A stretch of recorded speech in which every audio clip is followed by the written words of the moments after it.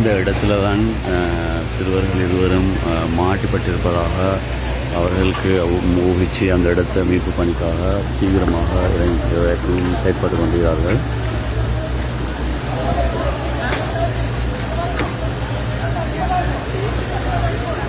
இன்றைய தினம் காலை வேளை அவர்களிடம் கையில் இருந்த ஒரு தொலைபேசிக்கு அழைப்பு விடுத்த போது அவர்கள் கிட்டத்தட்ட 20 செகண்ட் வினாடிகள் கிட்டத்தட்ட ஆன்சர் பண்ணி வைத்து கொண்டிருந்ததாக சில தகவல்கள் அவர்களுக்கு கிடைத்திருக்கின்றது.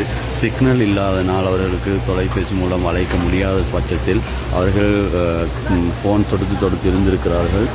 காலை வேளை அந்த ஃபோன் வேலை செய்திருக்கின்றது, ஆன்சர் பண்ணியிருக்கிறார்கள். எனவே அவர்கள் உயிரோடு தான் உள்ளே இருக்கிறார்கள் என்ற அந்த கணிப்பில் தான் அவர்கள் காலையிலிருந்து மிக தீவிரமாக அவர்கள் இந்த மீட்பு பணிக்காக செயல்பட்டு கொண்டிருக்கிறார்கள்.